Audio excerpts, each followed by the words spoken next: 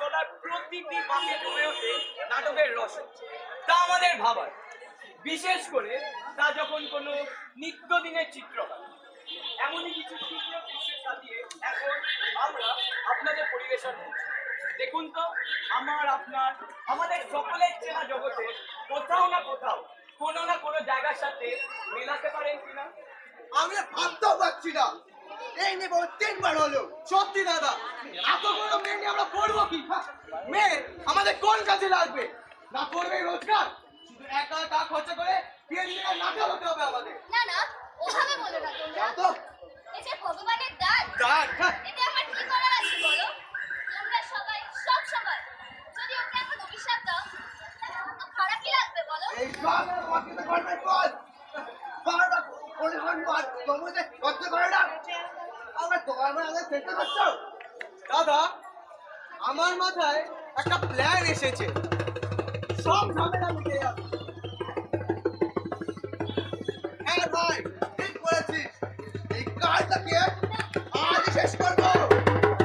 আর এইভাবে আজও আমাদের দেশের বহু জায়গায় কন্যা সন্তানদের হত্যা করা হচ্ছে। ওই ছোট্ট শিশুদের কি অপরাধ? তারা নিজেদের তো আর ছেলে কিংবা মেয়ে হওয়া নির্ধারণ করে না, অথচ আমাদের এই অশিক্ষা ও অমানবিক বিবেক আজও তাদের হত্যা করে চলেছে।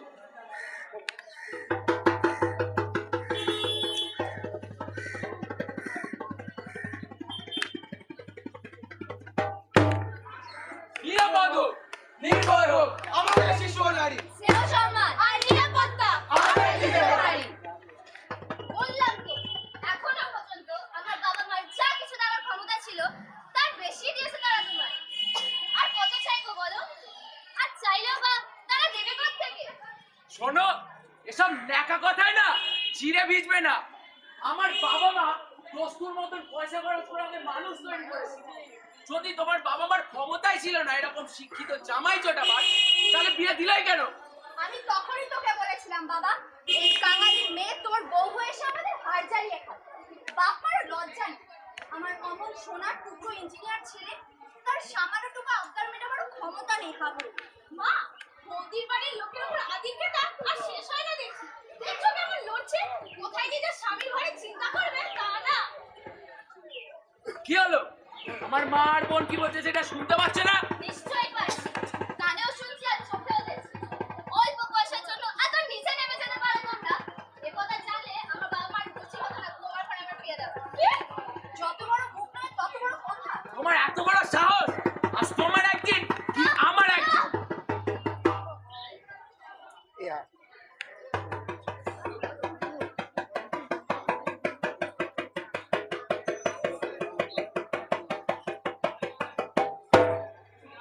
বধূ হত্যা, হ্যাঁ, আমাদের আজও এই দেশের বহু ঘরে বধূকে শুধুমাত্র ফোন দিতে না পারার জন্য হত্যা করা হচ্ছে।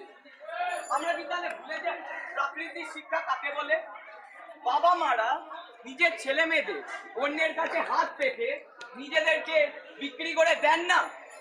পণের নামে বন্ধ করে এই মানুষের নারী পুরুষ নির্বিশেষে সবার অবমাননা।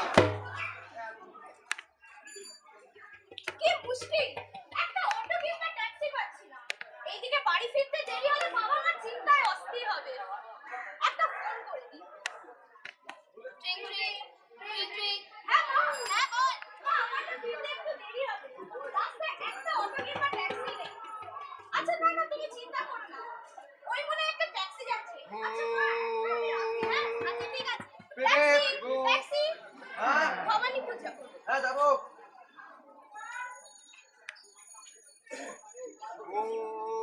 বাপ বাপ বাপ বাপ বাপ। দিদি আসছে তো। দেখি ওই আপনি ওই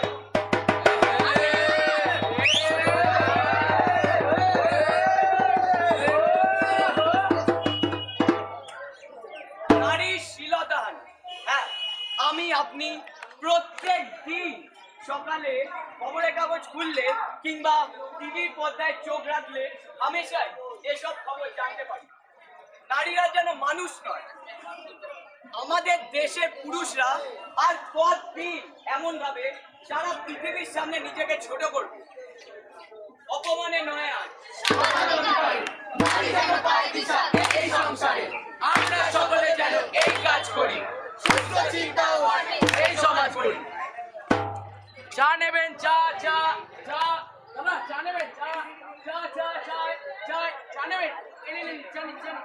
চায় চায় চায় চায় দাদা, চা নেবেন?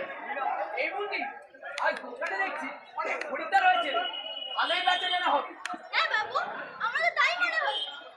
যা যা, কাপড়ে দাঁড়িয়ে থাকেন, যা যা যা যা। চায় চায় চায় চায় দাদা, চা নেবেন? চা এনে নিন। চায়। নমস্কার দাদা। নমস্কার, বলুন কি হয়েছে? আপনার দোকানে ওই বাচ্চা মেয়েটি কোথায় গেল? ওকে দেখতে পাচ্ছি না তো। কেন, ও কাজ করছে? কি হয়েছে আমাকে বলুন। আজকে ও আমার কাছে অনেকদিন ধরে অগগর বই চেয়েছিল, তাই আর কি ওর জন্য এনেছি আজ। মানে ও আপনার থেকে বই চেয়েছে? হ্যাঁ। এই মুন্নি, এদিকে আয়। তুই তুই উনার থেকে বই চেয়েছিস? হ্যাঁ না, মানে শিগগিরি বল। হ্যাঁ। হ্যাঁ, তোর এত বড় সাহস! গরিব ঘরের মেয়ে, খেতে পাস না, কোথায় খেটে মা বাবাকে খাবি, নিজে খাবি, সেখানে লেখাপড়া করে পড়াশোনা করছো? আহা, ওকে কেন বকছেন?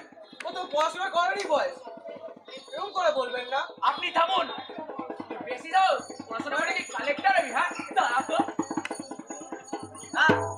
আর এইভাবেই আজও আমাদের দেশের বহু শিশুদের কাছ থেকে তাদের বেঁচে থাকার অধিকার কেড়ে নিয়ে আমরা তাদের হত্যা করছি তাদের বেঁচে থাকার অধিকারকে। আসুন না, আপনি আমরা সকলে মিলে এইসব বিষয়গুলো নিয়ে একটু ভাবি। হ্যাঁ, সমাজের ভুল ধরতে আমরাই পারি এবং সেটাকে পরিবর্তন করতে। আজ বাগানে আছে যত কুড়ি, কালটা ফুলের রাশি, শিশুর অধিকার দিয়েই তাই আজ। ওটাই ওদের হাসি, আমাদের নারী, আমাদের শিশু, আমাদের আগামী। আমরাই তাই যত্নে সাজাই এই যে সব থেকে দামি।